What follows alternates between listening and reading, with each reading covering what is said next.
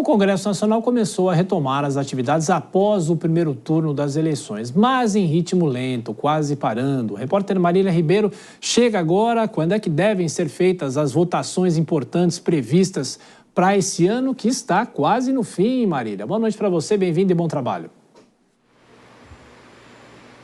Oi, Thiago. Boa noite a você, todo mundo que está acompanhando a gente aqui no Jornal Jovem Pan nesta segunda-feira. Essas votações consideradas mais importantes, Thiago, vai ficar para o segundo turno, após o segundo turno das eleições municipais, né? Apenas em novembro. Com a proximidade desse segundo turno, aqui o Congresso Nacional já entrou num ritmo bem mais lento, como você disse. Por exemplo, na Câmara dos Deputados, nesta terça-feira, a sessão ela será de modo virtual. Isso foi o que avisou o presidente da casa, né? Arthur Lira. Já na semana passada, o Congresso acabou voltando de maneira presencial às suas atividades, mas nós tivemos poucos destaques. Por exemplo, lá no Senado Federal, nós tivemos a sabatina de Gabriel Galípolo à presidência do Banco Central. As duas casas, como eu disse, devem voltar aos trabalhos de forma mais firme em novembro, após esse segundo turno das eleições municipais. E o que vem ser essas pautas prioritárias? Nós temos o projeto que regulamenta a reforma tributária, aquele primeiro projeto que está tramitando no Senado Federal, na Comissão de Constituição e Justiça da Casa. Esse projeto, ele deve avançar.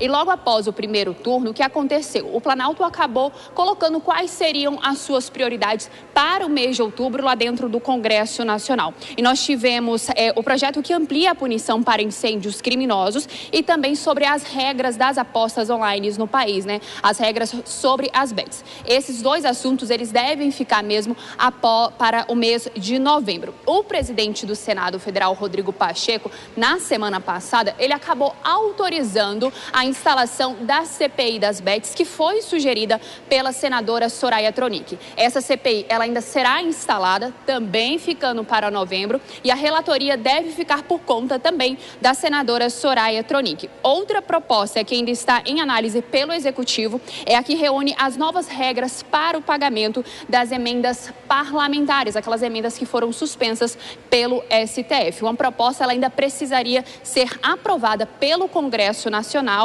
para poder formalizar, né, esses ajustes, para poder votar a lei de diretrizes orçamentárias e também a lei orçamentária anual.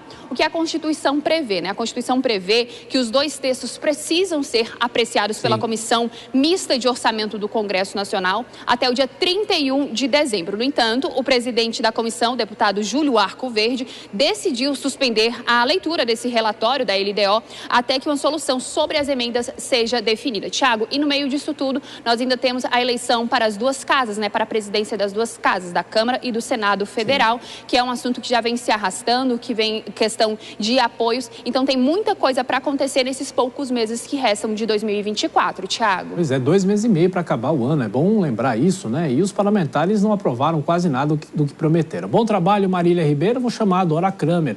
Dora, é interessante, né? Você tem LDO, o próprio orçamento, a reforma tributária, essa discussão das bets com a instalação da CPI, mas se eles conseguirem fazer aprovações ou encaminhar essas votações, aí começa 2025 com uma eleição para a presidência da Câmara e do Senado. Em que momento que eles vão votar tudo isso?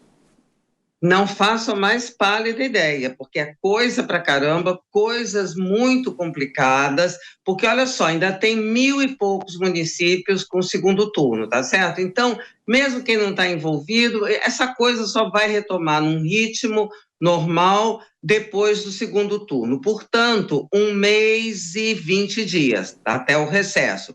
É super pouco. Hoje já começou um zum de que a reforma tributária, a regulamentação, ficaria para 25. Não sei se vai ser exatamente assim, mas já tem esse zum. A questão das bets, complicadíssima, com CPI e tal, uma discussão que está na ordem do dia. E a tal da pauta anti-STF, né?